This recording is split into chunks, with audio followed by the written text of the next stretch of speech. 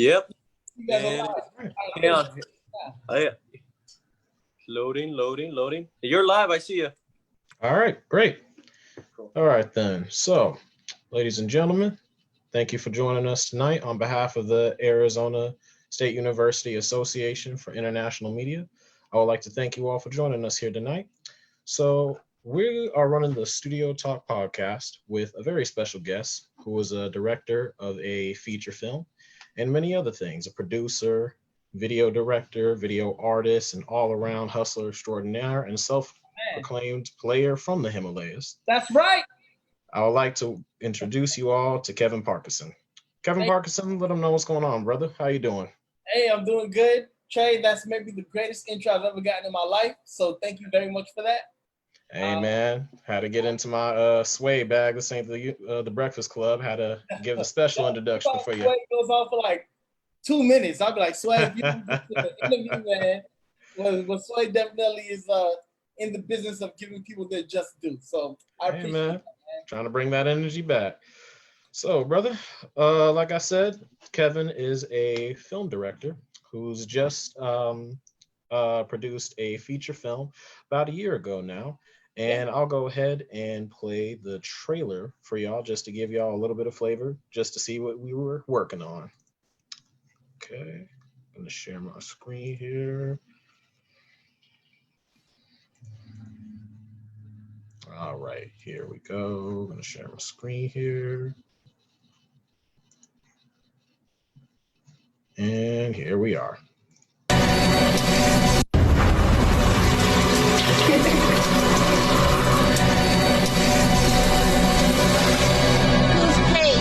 He was talking to someone. He was so angry. I was so scared. I jumped to my feet and I ran out the door.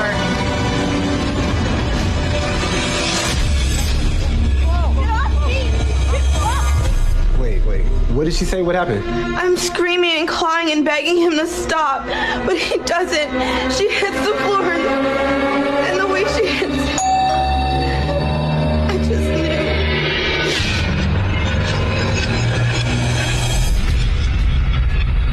Is Isaac here? He's not here right now. I don't know how long I blacked out for.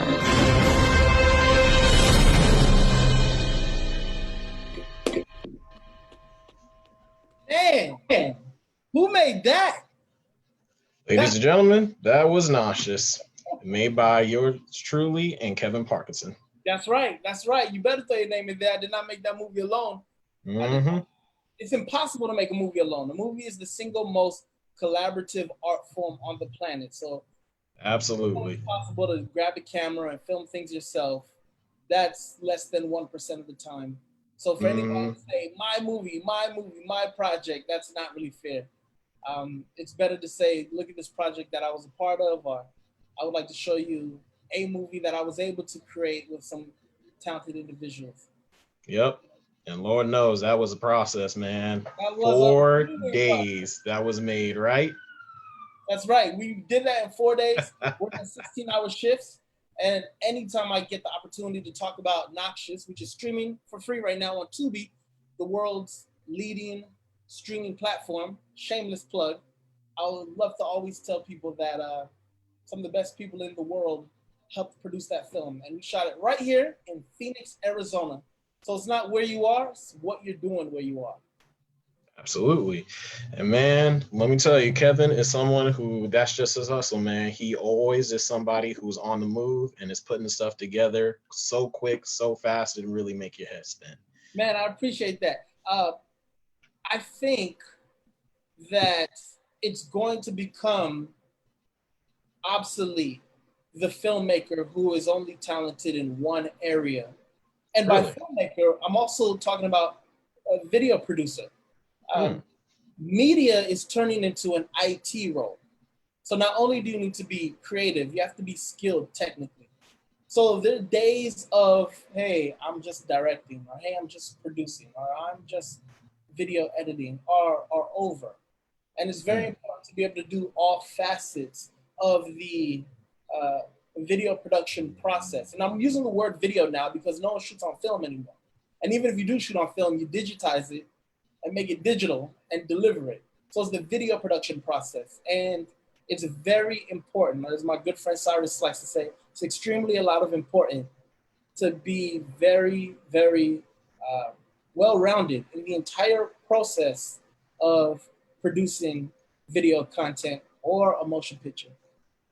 Yeah, no doubt. So, kind of focusing in on that right there, given the fact that our kind of our landscape of the industry that we work in, and really that the world we're living in right now. Yeah. What is kind of like your how do you maintain productivity in the film industry during our quarantine days? Like, do you have like a routine? Are you still producing videos? Like, what are you doing to keep yourself active? Man, that's a great question, and I really, really appreciate it. Check this out. I don't know if the bit rate will allow for it, but do you see my ceiling fan? We do, yeah. Okay, do you notice that little tiny wobble? Mm-hmm. A little wobble.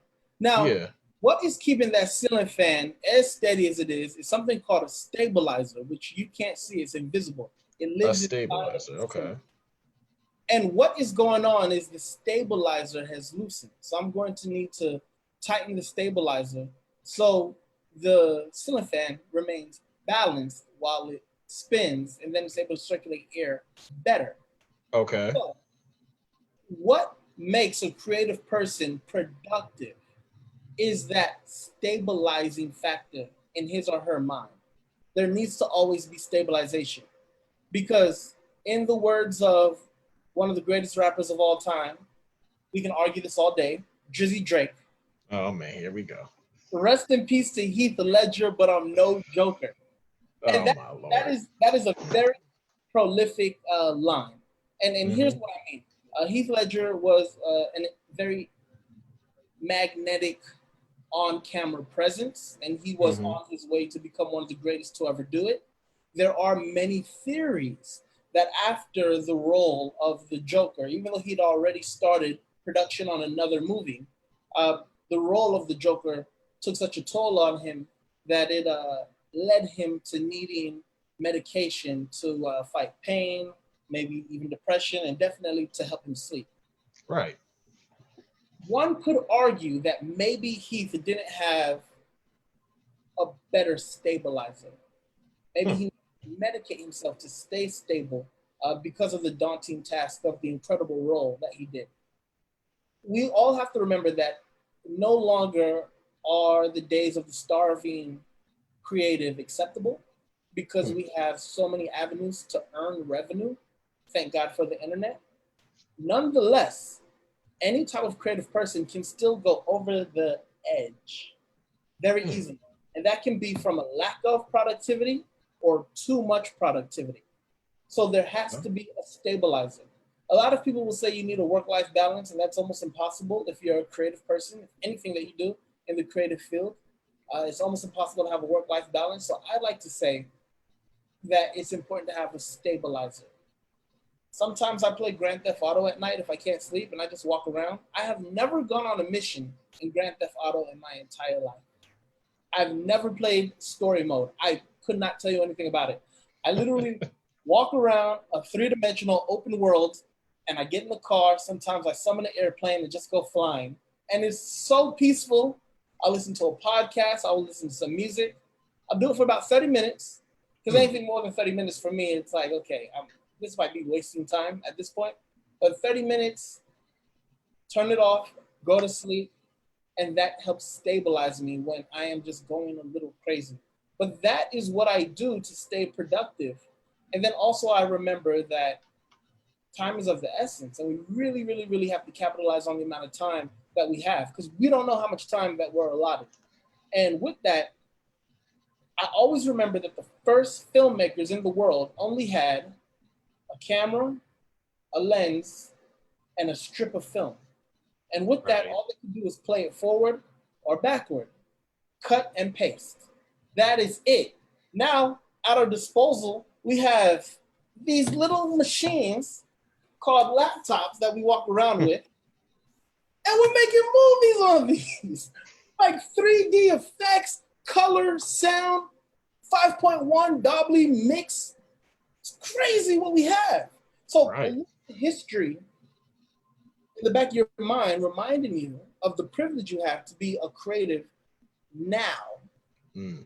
And a little bit of stabilization, whatever that stabilizer is, and we pray to God that that stabilizer is not a substance. Like, let it not be alcohol, let it not be food, let it not be anything crazy. I mean, well, if it's food, let it be, hey, I really enjoy eating a meal with my family. You know, let it be around something. Something to keep your grip on life. Something unhealthy, right? So a stabilizer, and then the understanding of how far the technology has come that allows you to create the way you want to create. That's a blessing from God. And you just remember those things, and man, you get really, really productive. You're like, you know what? 20 years ago, guys couldn't do what I'm doing on a cell phone. Right. So why not run with the tools? And kind of focusing on that right there, some of the tools you use. So, like, are there any like bits of technology you're learning about or using right now, given the fact that we're kind of in a climate of we want to social distance and self-quarantine to still kind of express some of those creative ideals you have? Man, so let's talk about software. So Okay. I'm a professor at Arizona Christian University, and I teach courses in the communications department, communication studies. Right. This last semester, we switched over to DaVinci Resolve for two reasons. One, DaVinci Resolve is a very competitive editor and has the same features that Adobe Premiere has, Final Cut Pro has, and Avid has. And it's completely free, so all of our students could have it on a PC or a Mac. So it was a no-brainer. Let's transition away from Adobe Studio, Creative Cloud, and let's go DaVinci Resolve. Ooh, that's some revolutionary ideas, man. I mean, Adobe is awesome, but DaVinci's free and it does the same thing. Okay, I respect it. So we're democrat. I mean, the non-linear editor has been democratized. What's the word? Democratized. It's non-centralized. Okay. If you have no money, but you have access to a laptop that's at least younger than 6 years old, right? You can start editing professionally tonight. Just go download DaVinci Resolve and have at your fingertips the exact same tools you'll find in Adobe Premiere or Avid for free. The only limitation is you can't edit in 4K. But if you can't afford DaVinci Resolve, you're not shooting with a 4K camera. So and you go down to your local news station, they're still producing everything in 1080p. They're just up-resing it to 4K and shooting it out. So understanding that the tools that you need to get your creative work done are there is very important. Go use them. And that goes back to the idea of history and understanding how blessed it is to be alive right now. What a time to be alive. So keys to success are available to us already. Yes, sir. So DaVinci Resolve has been a software that I have been learning the last year. I still prefer Final Cut Pro because Final Cut Pro is the fastest editor in the world because it's the only editor in the world specifically designed for an operating system. And maybe, I think there's like a very old editor that was designed specifically for Linux. That was like 10 years ago, and I don't think anything ever came of it. But Final Cut Pro pretty much took that idea and ran with it. And because it's designed for Mac computers, I mean, everything is just faster. So I've fallen in love with Final Cut Pro. I used it to edit Noxious, and it's a very capable system. So getting better in Final Cut Pro. And also, I fly my drone every single day.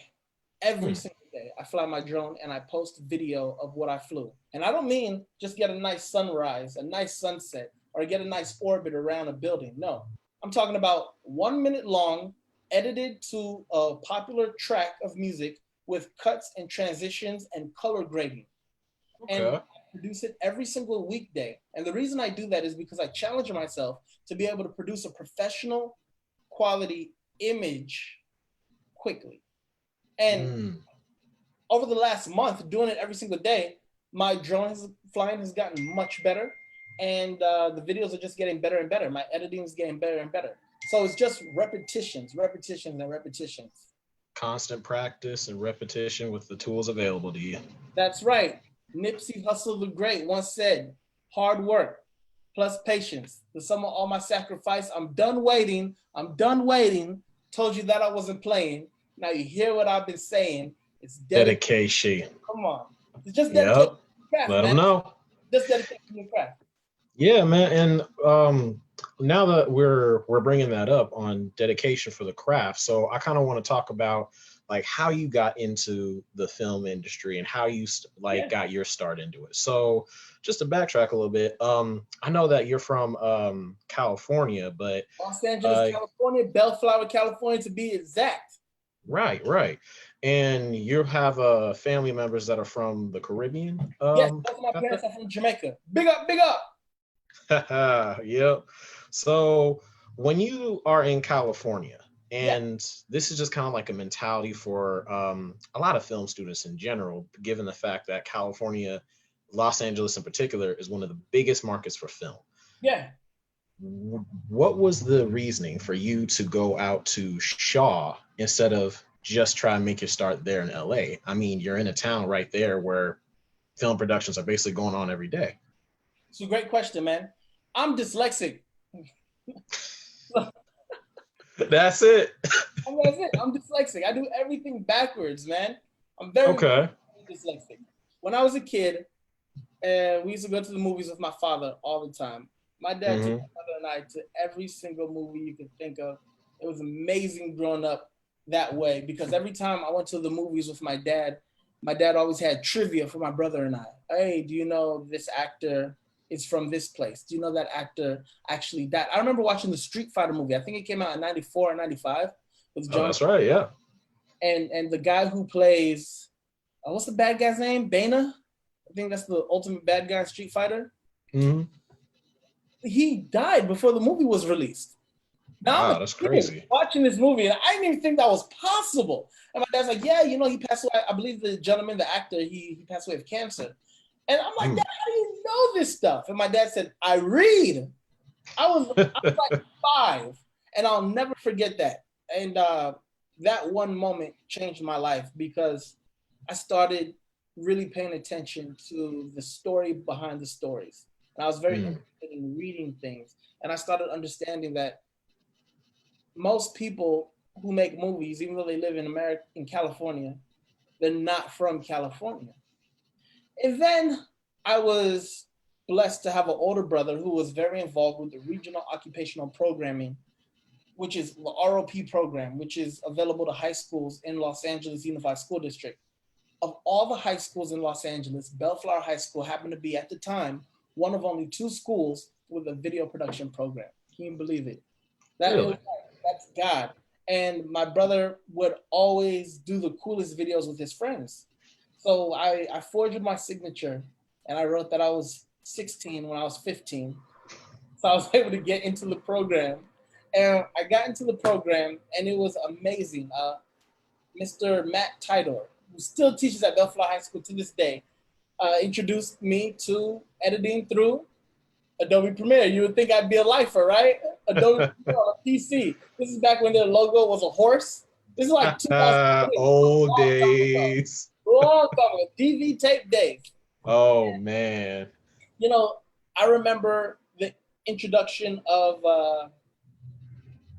the internet being so awesome. And I started researching colleges. And every night I used to watch Nick at Night when I was a kid.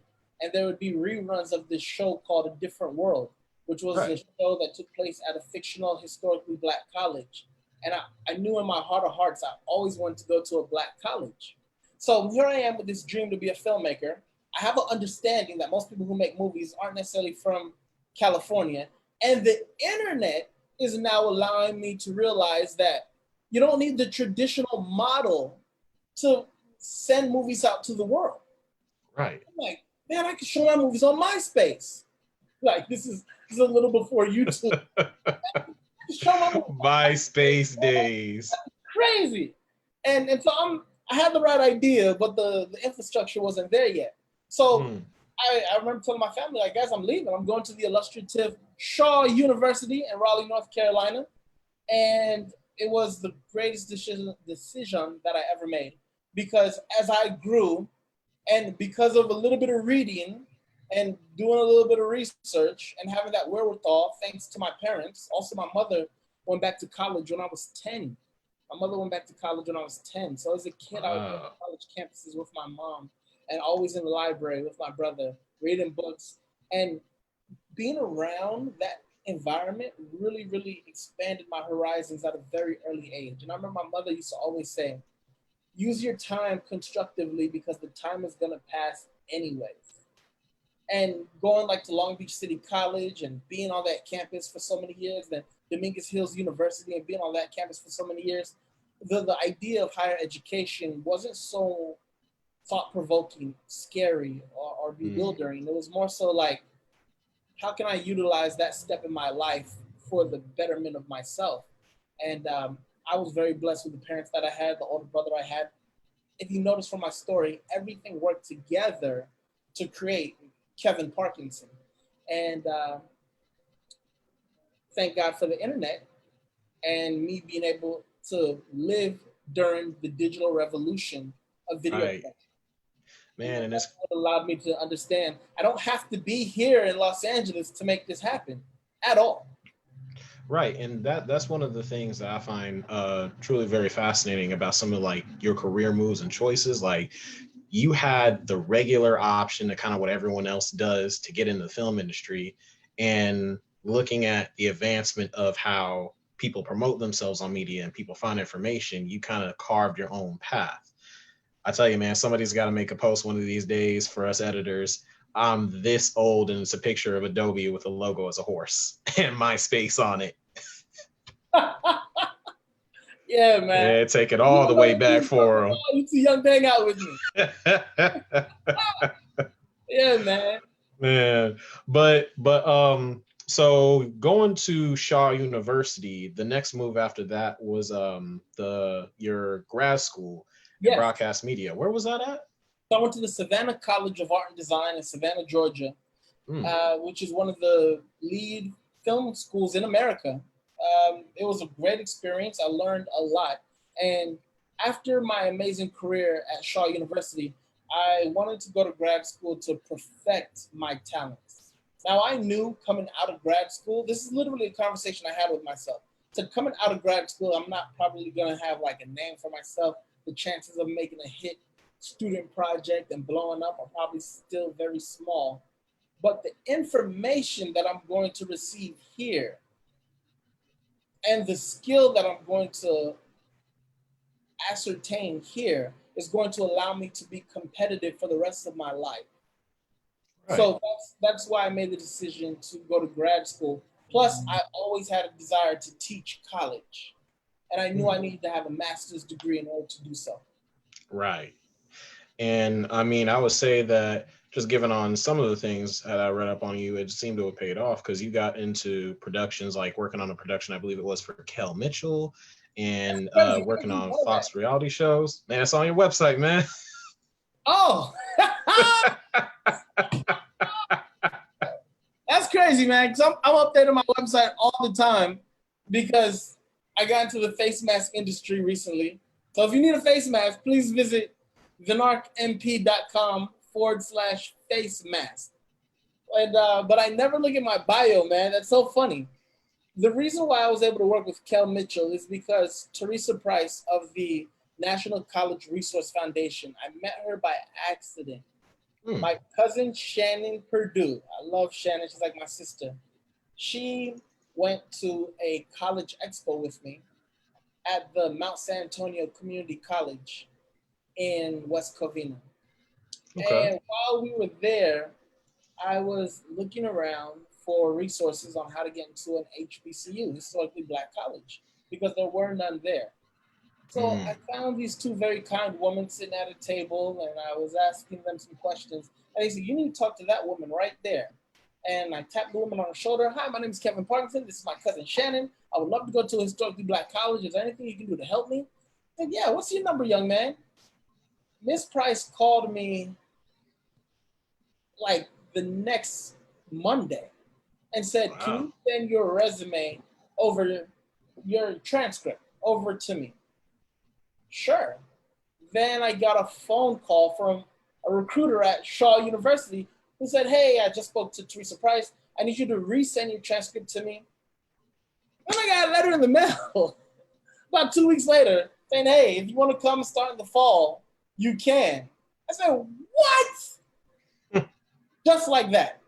Wow. And so the reason I bring that up is because while I was in college, I came home during spring break from grad school, and Miss Price, who is good friends with Kel Mitchell, needed someone to step in and direct a pilot episode of a television show.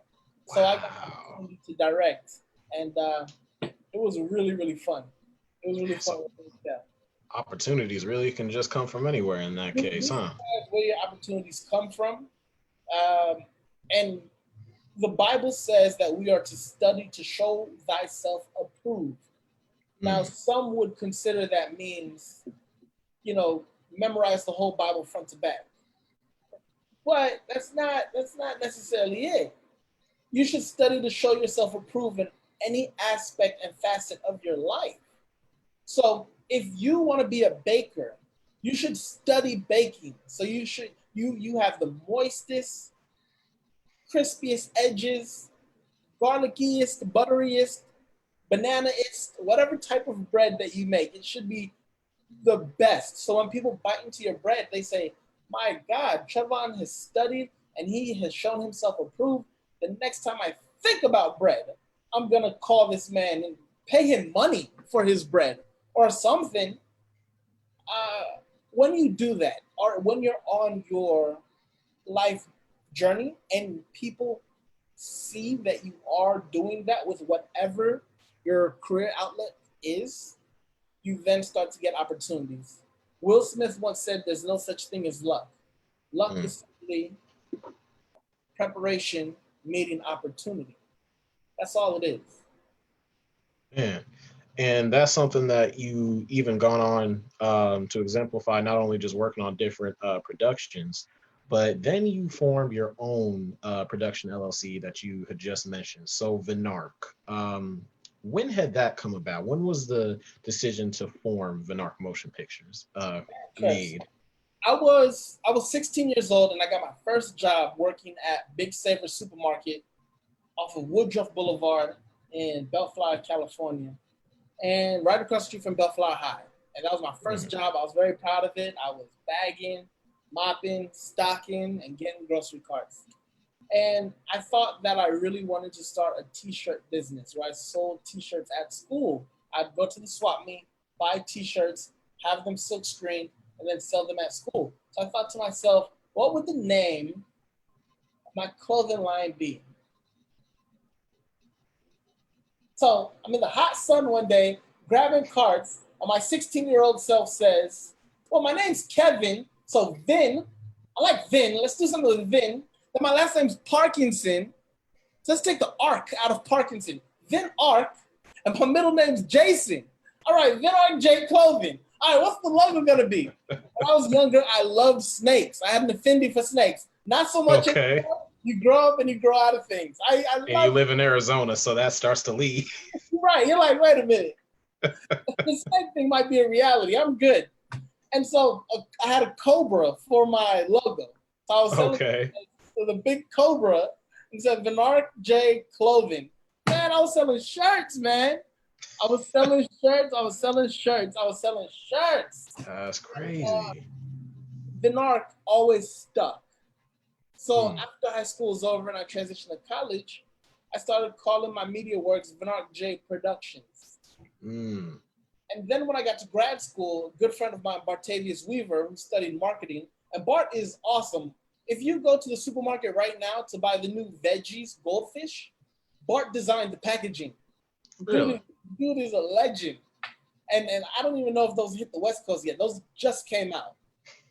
I know about all the snacks, the Millennium Twinkies, all of that.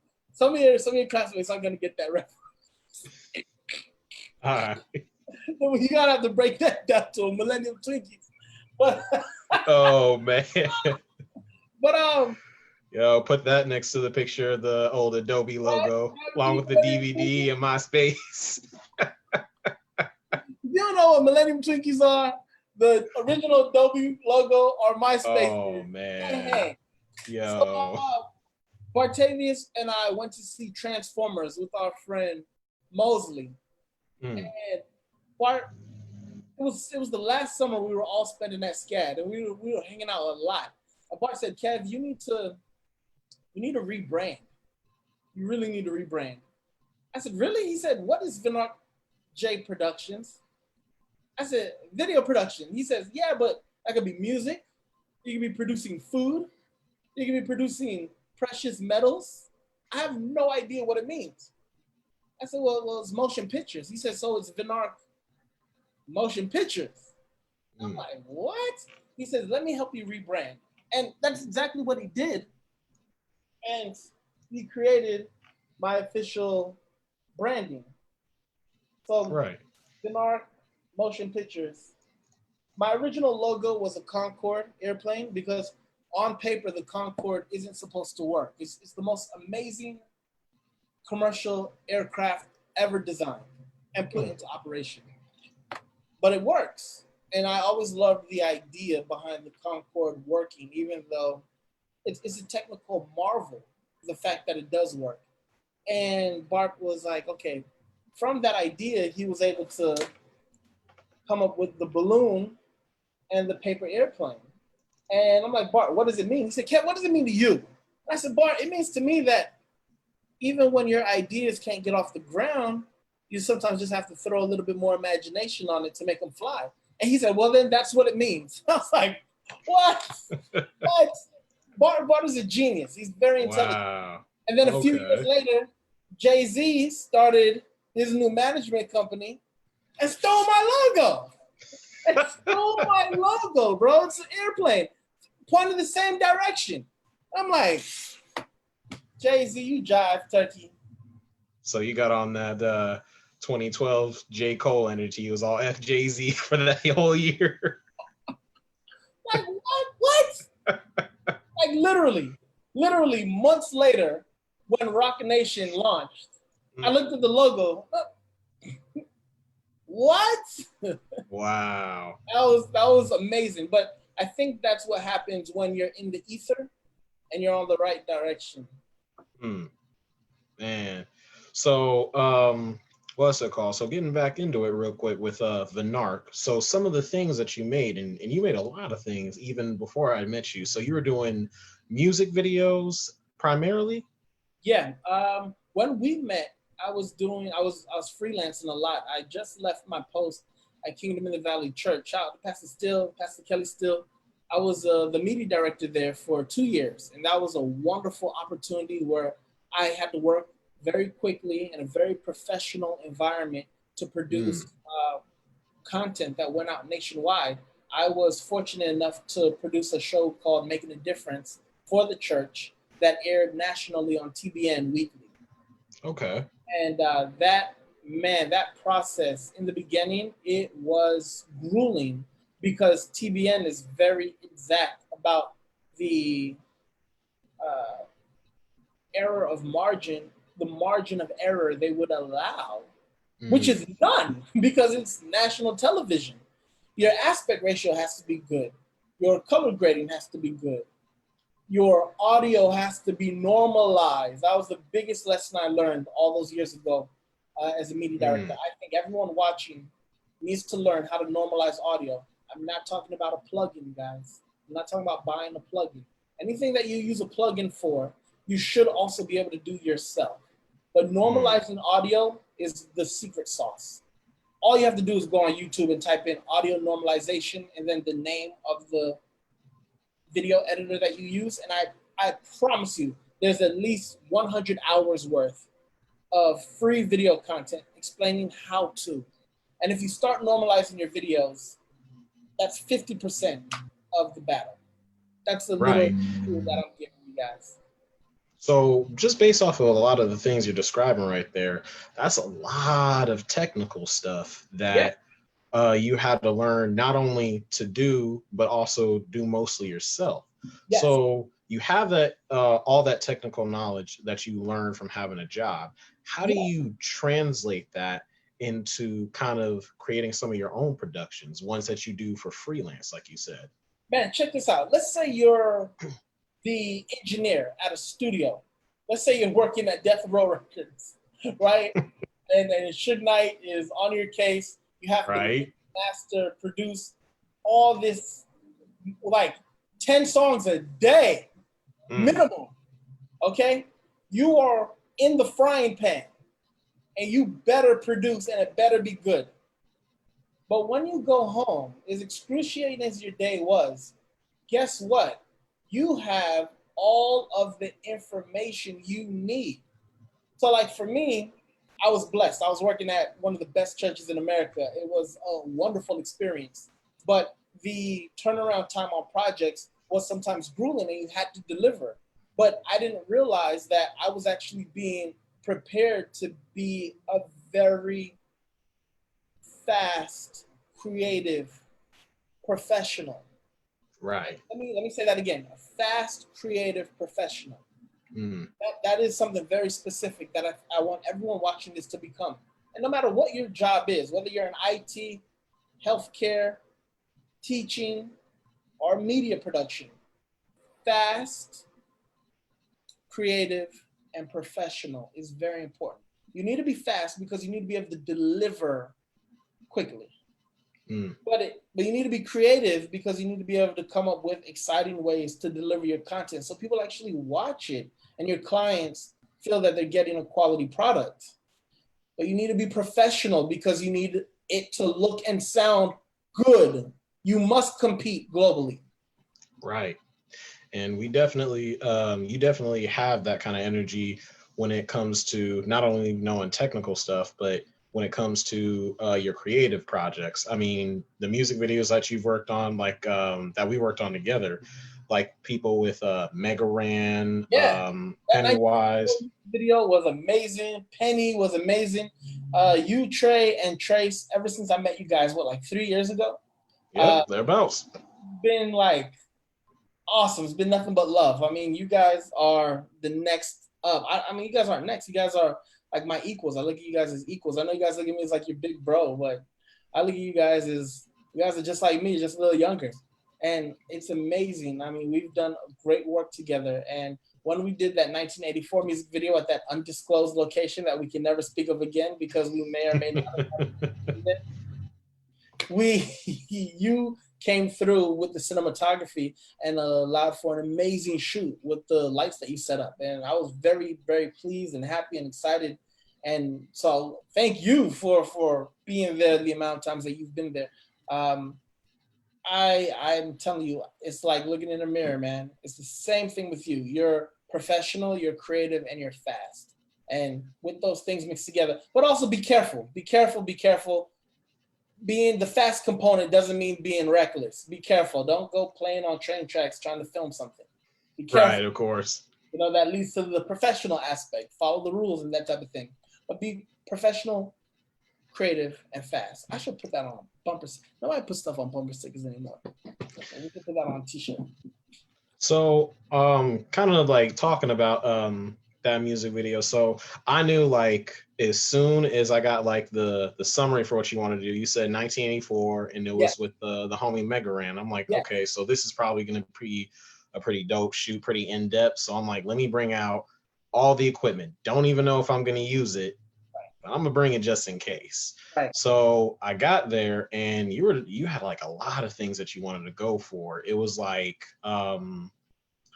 the whole concept was it was in the future in like an alternate version in which people were all just on social media. So where did the concept for that music video really come from? Like, what was the idea? Was that Megas? Was that something that you were just kind of chew on? How did that come out with you and Mega and Lars? Before we actually shoot that video, MC Lars and Mega Ran called me and they said, hey, Kev, we're gearing up to do this new project and we want you to direct a music video off of the album, the Dewey Decibel System, which is a real algebraic system or math system, which I never catalog for the libraries. Right. And these guys are just like living in the year 3000 with their raps and their intellect. Right. And they actually were shortlisted for a Grammy last year. Wow. That album, the Dewey Decimal System. So we almost produced a music video for a Grammy-nominated album. So they almost made it. And they called me and they said, "Hey, Kev, we've got this song called 1984. The hook is very reminiscent of Public Enemy's Fight the Power. Fight the power that be." And then the content is about Orson Welles' book, 1984, where reading is illegal. So what can we do with the idea? We're thinking of doing something futuristic, something post-apocalyptic. Like, what are your thoughts? And I sat down with the ideas. I thought about Public Enemy. I thought about 1984, and I flipped it. So instead of a universe where it's illegal to read, now you're being forced to be on social media. Wow. Now you're not going to want to read. You're forced to always be watching your phone. So if you want to get money, you have to be on your phone. If you want to eat tonight, you have to be on your phone. Everything is through your phone. So you become a surrogate for your phone. Your phone becomes the person. You're no longer the person. So the idea was Mega Ran and MC Lars had to get to the National Broadcast Center and destroy it. Kind of like how people are going crazy over 5G. It was like, we gotta destroy it, destroy the signal, and then it'll break the trance that people have on their devices all day and stop wasting time. And it just so happened to be perfect because when at the end of the video, the beautiful Lyric, who stars in the video, she's looking at her phone. The guys, our heroes, are successful in destroying the broadcast towers, and her trance is instantly broken. And then we see it imposed on the screen, stop wasting time. And the credits roll. And that's the whole idea of the video. Stop wasting, we're doing this way too much. Way too much. We need to stop wasting time. Remember, we got to remember, we live in an era where we have access to so many tools that just 20 years ago, people did not have. So we should be very ashamed of ourselves if when it's all said and done, we didn't produce as much as we would like to produce. Right. So I want to talk about Nauseous real quick. Yeah. So with Nauseous, that was of course, the feature film that you had produced and got it even distributed and onto a streaming service. So going back to the beginning, where did Nauseous kind of start? Like, where did you find the script for that, and who was it that you met that had the idea for this story? So I know people always say that you shouldn't be hard on yourself, but I had a dad that was extremely hard on me, and I think it was good because, again, find that stabilization, nothing too crazy, but you want to put demands on yourself. One demand that I put on myself was that if I didn't make a movie by the time I was 30, or in the year that I was 30, if I wasn't in production on making a movie, I would hang it up because it was just fluff. I was wasting my breath. So I was 30. I was a few months away from 31, and I called my friend Marquise Mosley, who I went to SCAD with, and I said, "Mosley, I'm making a movie this year, come hell or high water." And he said, "Okay, what's your budget?" "I have no budget." "Okay, where are you producing it?" "In Phoenix, Arizona." "Okay, what kind of movie do you want?" "I don't care. Just give me your best script that is going to be the easiest to produce." He said, "Okay." I said, no, don't tell me anything. Just send it to me. So he sent me the script for Noxious, and there are a couple of things for Noxious. It took place in 2 locations, a hospital and a house. I've got a house. We can find a hospital. We were gonna steal a hospital room if we had to. Just run to an ER and shoot some scenes. If it came to that, thank God we were able to actually. That was the energy we were on, because that shoot was real run and gun once we got to production. Yes, man, we made it happen. So thanks to Marquise Mosley, who studied writing at SCAD and editing, I was able to get a professional script. I bought the script from him. And like clockwork, man, God works in a very mysterious way. While I was at Kingdom in the Valley, I met one of my dearest friends, a gentleman by the name of Wes Jones. And Wes came up to me one day, and Wes said, "Kev, something's telling me we need to work on a project together, you and me. And this is before he and I were like even friends. We only knew each other through other people. And I'm like, all right. And I'm like, how did he know that I was looking for somebody to help me like produce a project? And we were just spending time together, talking with each other. We hit it off, man. Like I look up to Wes like a big brother. He's a good man, and I've learned a lot from him. And Wes was like, all right, Kev, like we need to do a project. I said, Wes, I'm actually getting ready to start working on a movie. And we've been running together ever since, man. We immediately went into, we both read the script, we loved it. We both started casting, we picked the actors. We started going over locations. I was fortunate to meet a gentleman by the name of Aiden Chaperoni, who came on board as our cinematographer. And man, the rest was history. So honestly, I can honestly say, when you make a declaration, and I'm not talking about no halfway, yeah, maybe, man. No, I'm like, you put your foot down and you say, look, we're gonna do this. You would be surprised at how the world, or the universe as some people call it, move out of your way to make it happen. When you say this is not going to happen anymore, things usually stop happening. And when you say, I'm gonna do this, and your intentions are good, you're not like trying to hurt other people or get over on people, usually you're able to get things done. This is why the Bible says the power of life is in the tongue. It's very real. It's very real. I'm not trying to convert anybody on your show, bro, but I think a lot of creatives should spend a lot of time reading the Bible. It's a very interesting book. If you're, don't be emotional when you read the Bible. Read it from a very analytical aspect and realize that all the cool characters in there really just were like, all right, this is what we're going to do. And they did it. And it got done. Man. And just want to kind of reiterate one of those things. Shouts out to the homie Wes, man. Lord knows some of those times he was the battery to our back. Yes, especially on some of those later night shoots. He came in real clutch with getting craft, getting rides, anything. Man. And I'm sorry, go ahead.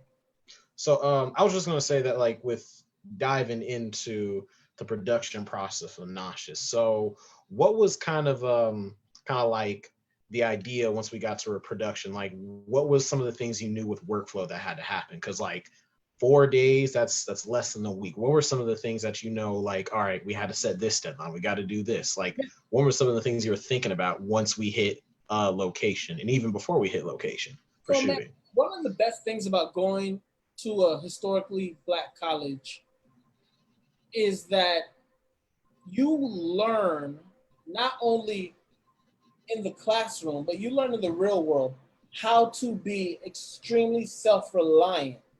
And the reason of that is because a lot of historically Black colleges aren't state funded, they're privately funded.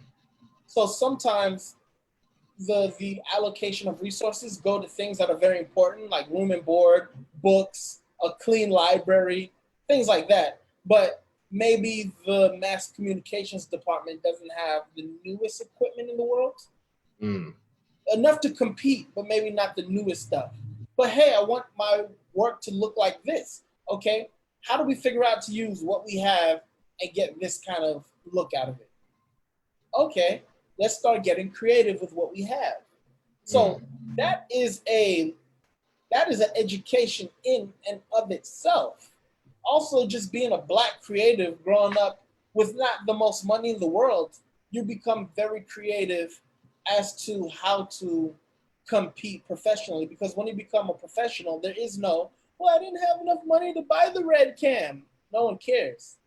Right. Does your work look good?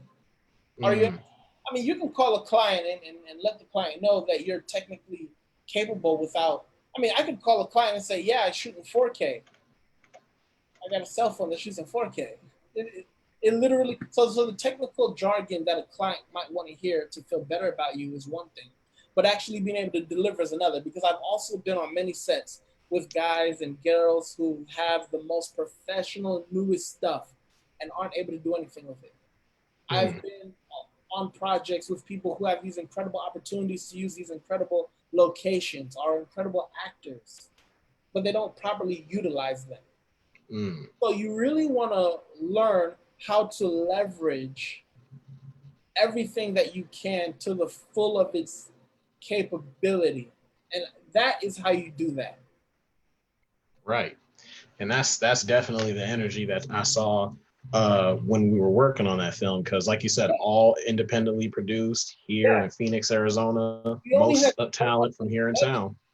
with the amount of budget that we had, I could only afford to pay Aiden and his team for 4 days. I could only afford to pay them for 4 days. And because they all had other projects coming up, they didn't have time to shoot here and then shoot on this day. Also, my actors weren't able to do that either. Also, Wes and I weren't able to just like take off from work multiple days. I saw that doing it in increments was going to become extremely expensive and also was going to almost be undoable. So I thought to myself, the only way we can do this is if we do this nonstop. Right. 4 days in a row. Right. And we got it in. Great team, and we did it. Right. And man, like it was a struggle. It was hard work, but it definitely had paid off, because one of the big things that like most film students we're learning how to do right now is, producing the film itself is such a long journey, but then there's the after that. Where do you go with it? It's like, I have this great movie and you showed it to everyone you know, and they're like, yeah, it's great. What goes next? Where do you move it? Who do you give it to? I was after we shot Noxious, I realized our best opportunity for distribution was going to be to self-distribute through Amazon Prime. A lot of people don't know this. Amazon Prime is a free platform. You can put any project you want on Amazon Prime for free. Now, a human being has to actually look at it and click an approve button, and then it goes live, and you can start making money and get millions of views. But it's a free platform. But when you see that Prime logo diagonally in the corner, right, stream now on Amazon Prime, there's a legitimacy that comes with it. So shout out to Jeff Bezos for bringing that type of legitimacy to his brand. So we put Noxious on Amazon. It was on Amazon for 6 months, and it was available in the European market and the United States market. The only reason it was available in Germany and Japan was because in order to be available in Germany and Japan, you need closed captioning. And at the time, this was like a year and a half ago, also dub, like voiceover. Okay. If you get the closed captioning, that's no problem, but I'm not paying somebody to dub this. I just don't have any more money to invest in the movie. So the movie was available in Europe and in North America. And we were doing great. We were doing great numbers every single day. We were getting at least 10 views a day of the entire film.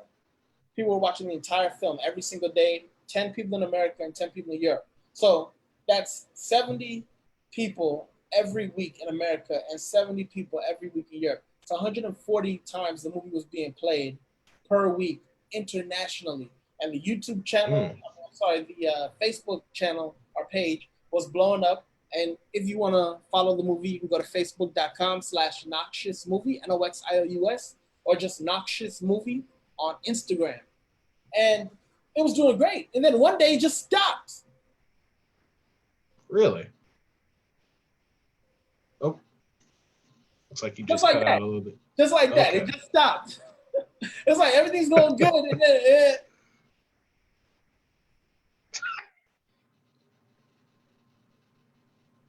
and it was just like, man, what is happening? And so I did a little research, and Amazon. Okay, you just brought back the mannequin challenge. All right. Amazon took the movie down, man. Really? Took the movie down. They were getting, man, we had an 8.2 rating on IMDb, and Amazon just took the movie down. I'm like, why? Did not know why, but I started reading the reviews on IMDb, and a few people were upset, and I think they were uncomfortable with the fact that there's an interracial couple at the heart of the movie. And so I was like, okay, maybe this is a little political. Because I reapplied to put the movie back on Amazon. I got a letter saying, your movie no longer fits the Amazon ecosystem, and we don't think it's a good fit for our demographic. Now there are movies much more Gotcha. vulgar, more crass than Noxious on Amazon Right. now as independent releases. So I don't know. And many filmmakers have had their projects taken off Amazon, from children's movies to religious movies to documentaries to horror movies to you never know. Right. So what's the move after that? So I'm in LA, I'm in Lakewood with one of my best friends, Trevon Porter. And we're at Taco Bell. Forget Taco Bell. Taco Bell is an awesome taco restaurant. They have 3 locations throughout Los Angeles. If you're ever in LA, Google search Taco Bell. You're welcome. It's excellent. So we're at Taco Bell in Lakewood Mall, and I'm talking to Trev. I'm like, Trev, man, I don't know what to do, man. They done took Amazon. Amazon took Noxious down. We don't have any distribution right now. I think I'm gonna put it on YouTube for free. And Trevon's like, nah, don't do that because you might take away the legitimacy of it. And he had a very valid point. But Wes Jones was like, Kev, this is what we're gonna do with Noxious. We're gonna bootleg it. I said, what? He said, bro, oh man, filmmakers. Nobody knows us. Let's give the movie away for free. I said, nah. But then I thought about it. And I said, well, I'm over here thinking about putting it on YouTube. What's the difference between that and just giving it to like bootleggers and letting them run print DVDs and distribute it? It was a great idea that Wes and I both had the same idea, just different approaches. So ultimately, it was decided we're going to put the movie on YouTube. So we put the movie on YouTube. And here's the secret sauce. I'm giving it away. I tagged the movie Lifetime Movie Network Original, Noxious. okay. Bro, that thing, in 40 days, we got 70,000 views. That's Of a crazy. feature film on YouTube. So then I took the analytics, because now I'm thinking, okay, now I have leverage. So then I took the analytics off of YouTube and I started emailing all these distribution companies. Yo, check this out. I got this movie. We were on Amazon. We're on YouTube. And I have analytics proving how well we're doing on YouTube. Right. And a distribution company by the name of Maverick got back to us. And they gave us a deal. They offered us a deal. And we signed the deal. And they've been running with Noxious for the last year now. And last month, Noxious landed on Tubi, the #1 streaming platform for motion pictures in North America. They have a bigger audience than Hulu and Netflix. So it's crazy. Go from Amazon to being kicked off Amazon to YouTube to Tubi. Now the legitimacy of the movie is unquestionable because when you go to Tubi and you look for Noxious, it's right next to the biggest movies that just released. Right. And see, like that area to me is just really amazing because when I look back at the movie, and I knew for a fact that when we were making it, this was going to be good. But as like filmmakers, you know, usually we get so into the trenches of just hurry up and get this movie made. All right, that's done. Now we need to move on to the next project. And we immediately did start working after that. But just to see that once like you step back for a minute, look outside of yourself and look at the movie, it's like, wow, this is really went someplace, you know, like, and it was all made by people really just here in the Valley. Like, so with that in mind, like, what is some of the advice you'd have to say to people who might want to get into the film industry, but might not be that eager to run to like LA or New York or the big hubs, like people who are just kind of thinking about doing some on their own?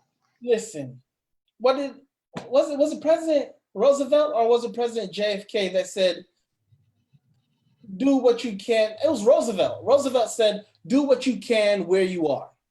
President Franklin D. Roosevelt said that. Do what you can where you are. Was it Roosevelt? I don't want to mess this up. I'm a professor. I feel horrible. A U.S. president once said, do what you can where you are. Okay. And another U.S. president once said, don't ask what your country can do for you. Ask what you can do for your country. I'm pretty sure that was JFK, but I'm not gonna say because I don't want to mess it up. And the first one just fact checks you. That was TDR right there. So you got that one. Hey! All right, my man. So do what you can where you are. That's very important. It's huge. Now, I'm a very big component that, especially in your youth, go where the job is. But if there's not a job available for you and there's something you want to do and you have the ability to actually do it where you're at, because you got the technology to do so. And then when it comes on to don't ask what your country can do for you, ask what you can do for your country. Flip that. Take the word country and use yourself. Don't ask yourself what you can do for yourself. Ask yourself what you can do for yourself. It doesn't make sense, but you get what I'm saying. What can you do for you? Like the old adage, what can Brown do for you? What can you do for yourself? You would be surprised when you start thinking that way, how you can mobilize and actually get things done. Imagine if I was the quintessential creative person who lived anywhere in America but Los Angeles. I'm talking about from Seattle to Maine or to Jacksonville, Florida, to who knows, Kalamazoo, Missouri. And I thought to myself, well, I'm not in New York, I'm not in Los Angeles. That's where they make the movies. And I never, ever, ever try. That's a failure.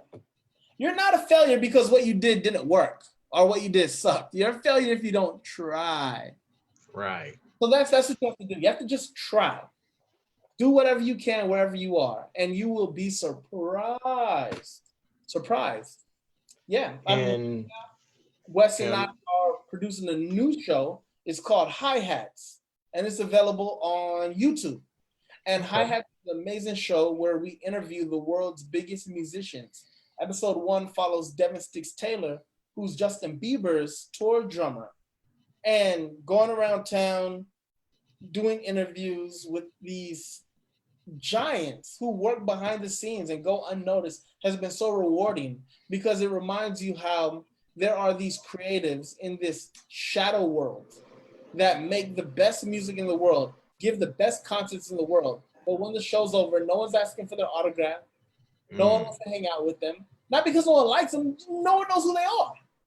So Wes had an amazing idea to start a show where we start to honor and show love to these musicians, and it's really been growing. So anybody watching, if you just go on YouTube and type in Hi-Hats, please subscribe to the show and share it and enjoy it. If you're quarantined, start watching Hi-Hats. We got a lot of content on our YouTube channel. You'll love it. Definitely. And just one last thing I kind of want to get into here, and this is from the audience actually. So in our whole and we kind of talked about this earlier, in our whole like COVID-19 climate we're in right now, what are some of the things that are people who are wanting to get in the film industry can do to stay productive and still make moves to produce and make their own things from, kind of the times that we're living in right now? Man, everything that we just spoke about, we spoke about free video editing software. So nobody needs to be like, well, how do I get started? We talked about free video software at the beginning of this video. We talked about how your standard cell phone can now shoot in professional resolution, which is 4K. So you have a professional video camera. You have a professional video editor. All you have to do is get the work done. People are supposed to be social distancing, but nobody's really doing that. Let's be honest. So get your little non-social distancing friends and family members together and shoot a video. Make it happen. Throw it on YouTube. Right now is the perfect time to call different businesses and say, yo, I'll shoot a free video for you. Yo, I'll shoot a video for you for $100. Yo, I'll shoot a video for you for $50. Because you need to differentiate yourself. So when things start reopening, people remember and know, hey, I can go here, here, and here. It's the perfect time to be creative, whether you're doing it for pay or for no pay. And everybody's at home right now, so everyone's accessible. So get on Facebook, get on Instagram, go old school and shoot an email and start knocking on doors and talking to people and see what you need to do and where you need to get things done. If there's an amazing location that you've been really wanting to film at, it's probably the perfect time to go film there right now because probably nothing's happening there. Like Right. there's so many. There's a plethora of creative things that you can be doing right now to get things really, really going. And challenge yourself every day to produce one creative thing in whatever field that you're in. Right. Because here's another jewel that I'm gonna drop, man. Never, ever, ever forget that perfectionism is the cousin of procrastination. Done is better than perfect. Right. And when you force yourself, even if they're small projects, when you force yourself every single day to read another page in your book, maybe tomorrow we'll read 2 pages. Eventually, you're going to love reading. Maybe today I'm just going to draw a nose. Maybe tomorrow I'll draw 2 different noses. Maybe the next day I'll draw a whole face. Maybe today I'm going to take my video camera and film a little bit of stuff. And then the next day I'm going to film some stuff and actually edit it. And then in about a week, I'm going to film every single day, edit every single day, and release every single day, even if it's a 1-minute video. Repetition, reps. Like one of my students, Samuel Gundape, would always say, reps, and more reps make you better. Just it's the repetition of it all, man. Right. Well, on that note, we're going to go ahead and close out here. Kevin, thank you so much for joining us tonight. And ladies and gentlemen, stick around just for a few minutes and we'll go ahead and play you a little scene from Nauseous. All right.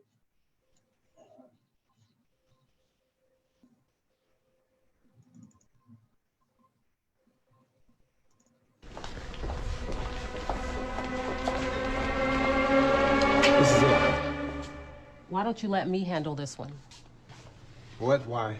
I need her to talk right now, and it'll be easier to connect with her if we don't bombard her. She's a witness. Yes, and she witnessed an officer kill someone at her home. He was armed. Allegedly. Come on. Just give me a minute. Fine.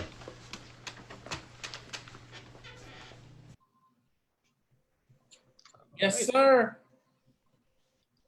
All right, then. Well, Kevin, like I said again, thank you again for joining us. And ladies and gentlemen, we'll catch you next time on Studio Talk. Thank you, guys. Thank you for having me, Trev. You're an amazing young guy. You're an amazing talent. I'm very excited to see where you go with this. And guys, you can watch Noxious right now. You can stream it for free on the Tubi platform. It will definitely be until the end of the month, where we're still negotiating with whether or not we're going to keep it on there moving forward. But watch it now while you can. Download Tubi. It's completely free. And let us know what you think. Come on over to our Instagram, Noxious Movie on Instagram, or Noxious Movie on Facebook, and it'd be great to connect. All right. Well, brother, take care. Stay safe.